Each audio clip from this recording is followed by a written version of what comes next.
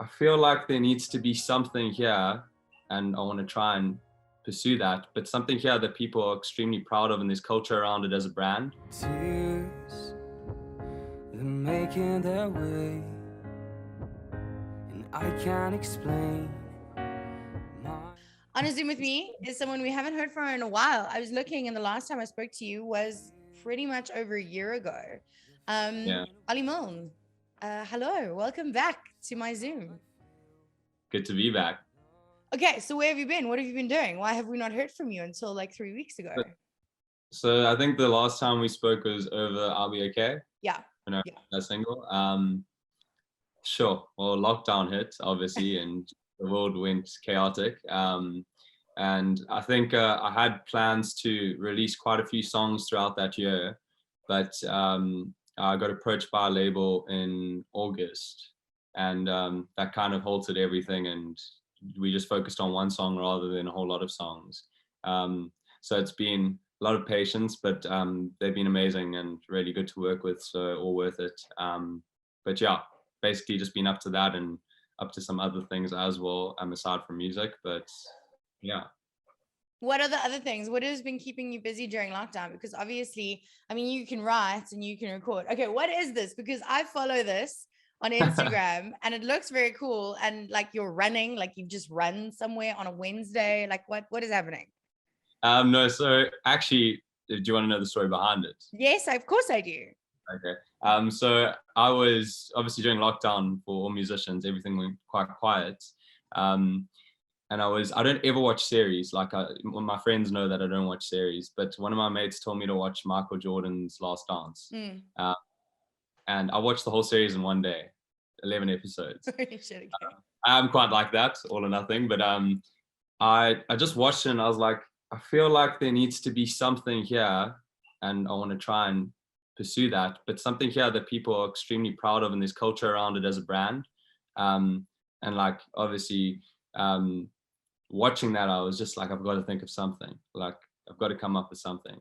And then it was really attractive to me because sports, specifically sportswear, is emotional, and it's all about a story, and it's inspiring, and it links heavily to music for me in a lot of ways. It makes you feel something, and Yeah.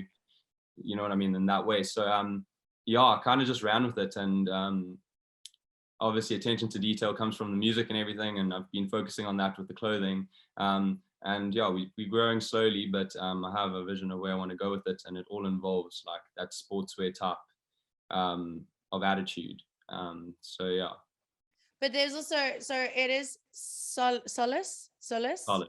Yeah, everyone solace. says Solace, but it's actually Solace. Solace. And Okay. So, but there's also like you were talking about a movement. There's also, from what I've seen on social media, there's kind of like a family. It's human connection that you're pushing, and you have athletes from all walks of life, all different ability sets that rep the brand.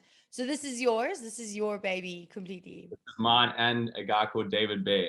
We went to school together, and when I'd come up with it, I approached him, and I knew he's super good on things that I'm not good on, and kind of complement each other. And from the time when I approached him to the launch, he kind of just revved things up, and yeah, he's a really good partner. So yeah. Okay, Yeah. but you are also back with new music because three Yeah. weeks ago you dropped a single and it was all over everywhere. So okay, so you've been definitely writing music, or you've been sitting on like a back Uh, catalog. yeah. I've been writing pretty much flat out for the last 8 months, 9 months. Met a guitarist called Dale Young, and me and him literally just linked so well. And we've written songs flat, like literally every month. We've taken, so I've taken 4 of mine to get produced, and well, I'm planning on getting 4 produced. I've got about 3 at the moment, and then 1 with him. And yeah, I've been working with a guy called Greg Abrahams in production. He's incredible. Also, it was like a huge highlight for me that Craig Lucas, I used to listen to his music all the time. And yeah, one of my songs that I'd written, Greg was like, oh, well, Craig might be able to help out on 1 or 2 of the lyrics, and had a Zoom call with him, and we got to write together. So I've been enjoying it. I've got songs that are pretty much finished, but obviously that's up to the label to decide what they want to do with them. So yeah. But Okay. it's been a cool experience. Like obviously working with people overseas.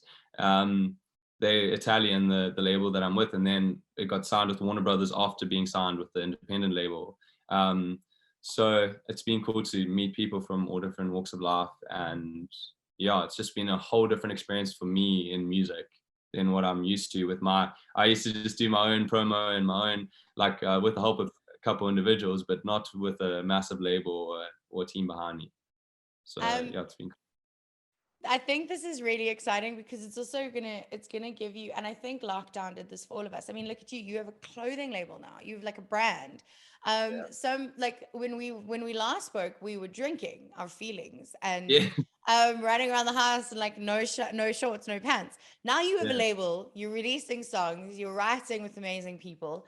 And I just think that lockdown, there was like a downwards like slope, and then everyone yeah, kind of went up, and like all of the things that everyone's doing at the moment is this like reinvention kind of vibe, and definitely. people I are think it gave re-looking. people time to kind of like think, Yeah, because we pretty much on autopilot a lot of the time, and then you go through a stage like that where you.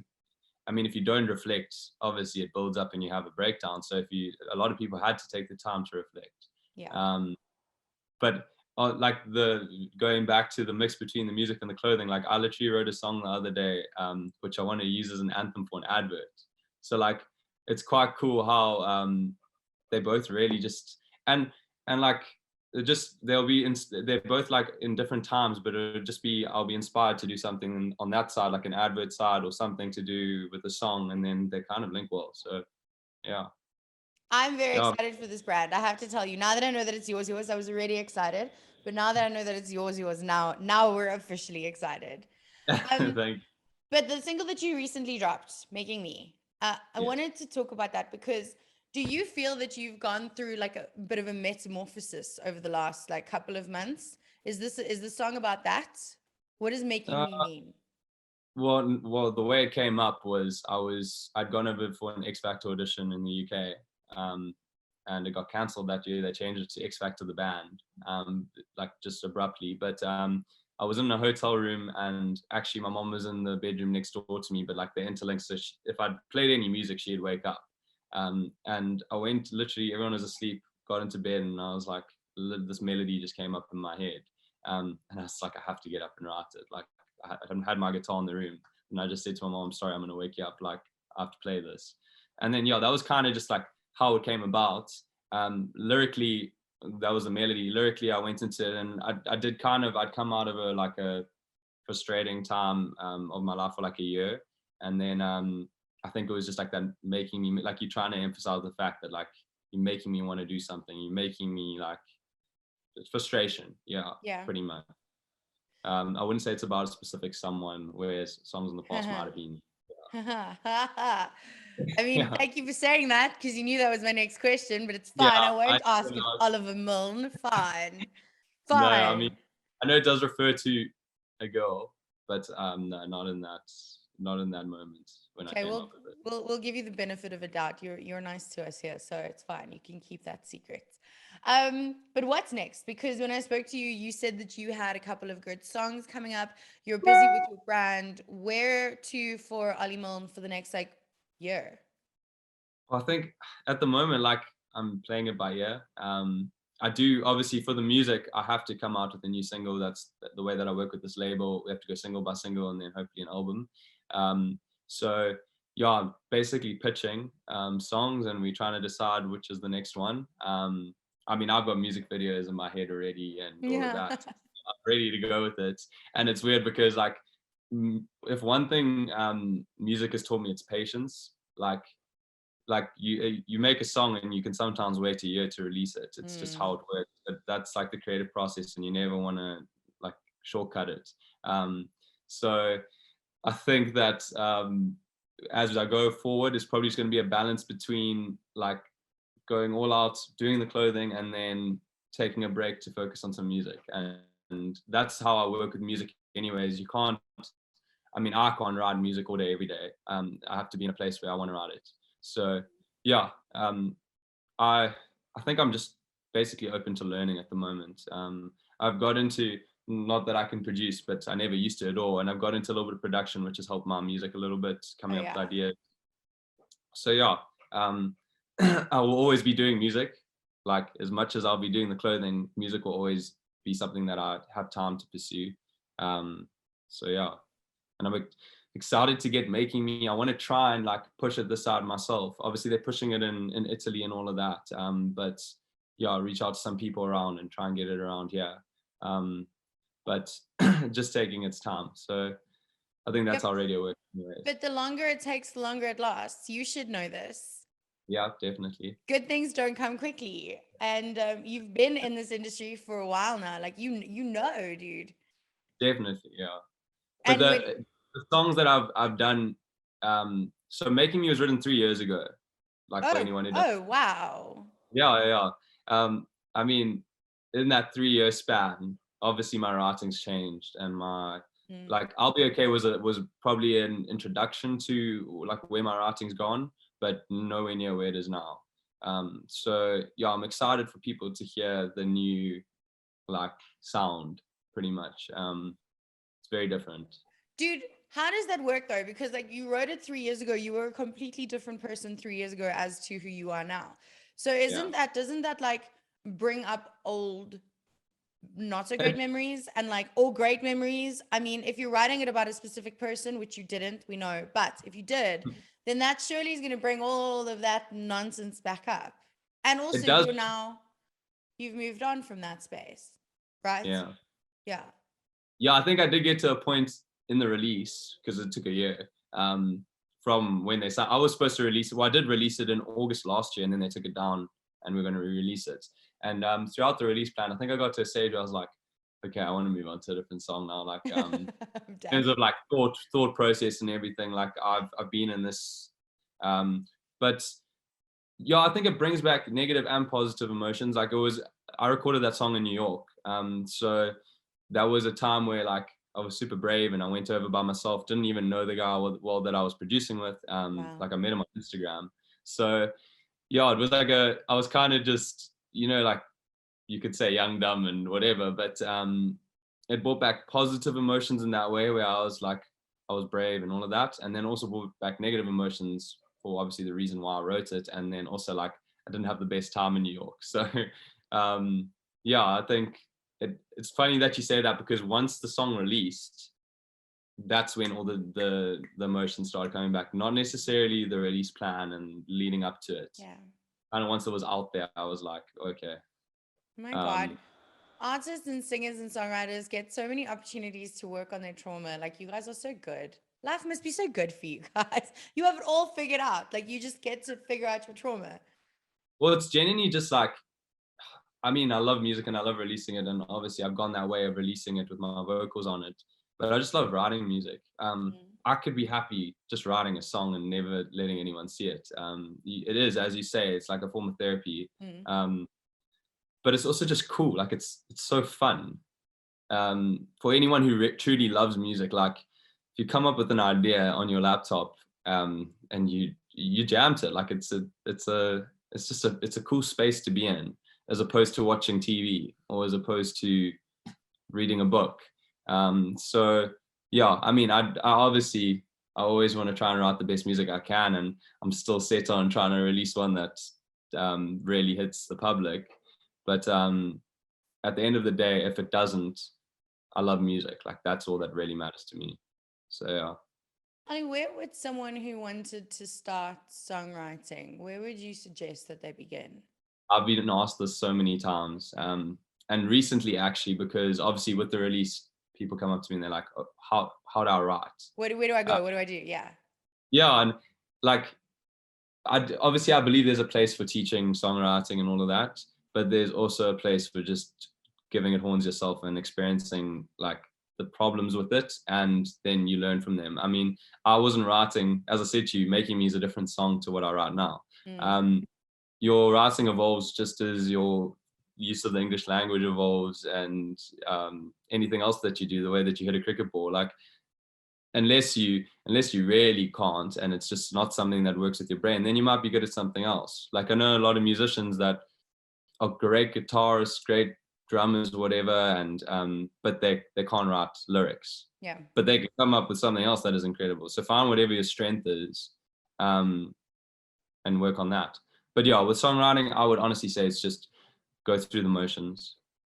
Ed Sheeran put a quote up. I remember the once, and it stuck with me for years. And he said, "Writing songs is like a dirty tap. I mean, it's like a tap.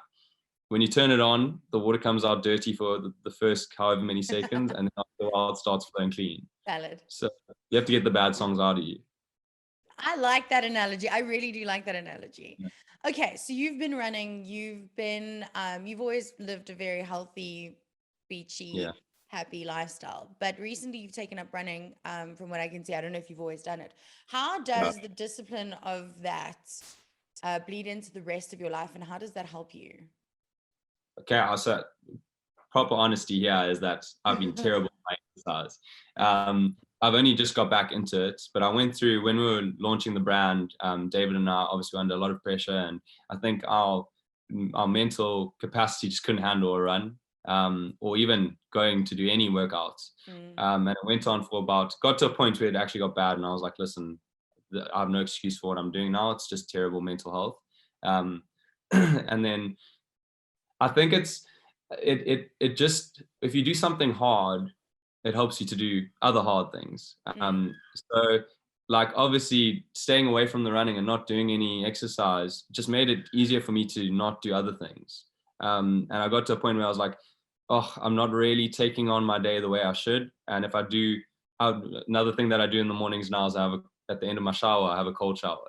Okay. So, and it's not because like cold water makes your body do all these functions and everything. It's because like if you can do that, that's the start of your day, and it's hard, and your willpower, is at that point, then it makes anything else seems a lot easier. So yeah, that's the exercise thing for me, is basically whatever I do, it's not to look a certain way, it's not to lift the heaviest weight, it's kind of just to feel like I've done something and then move on to something else, and that's checked. And also, like you did bring up the mental health thing, and I know we've spoken about that in our last interview, and I find that it definitely affects your mental health. When you're moving and when you're not moving, you are completely two different people, for sure. Yeah. And it's hard to, I mean, like, it's one thing to know that, another thing is to actually implement it. Like like I don't feel like running half the time, but I think it's, as I said, with that cold shower thing, it's literally just saying to yourself, it's 1 minute, I'm going to do it, and I'm going to feel so much better afterwards. The same with the run, it's 25 minutes, 30 minutes, I'm going to do it, and I'll feel so much better afterwards. Whereas you probably would have sat for that 30 minutes doing nothing otherwise. But yeah, it's not, I can relate. I'm not a runner. So yeah, as well, I just wasn't built for it. But I still do it. And yeah, I think the brand itself, like with the clothing and everything, has kind of, I've gone into it in a very emotional way. Hence why I've partnered with Dave, because he will look at things on a different level to me. But I want to create a sense of passion, and a sense of like, everyone's unique, everyone's different. Exercise doesn't have to be you on the podium. You don't have to be the best. It's who's doing something when they aren't built for it, like who's doing something and they're still like pushing on, and you know what I mean. So that's kind of where I've ended up with it at the moment.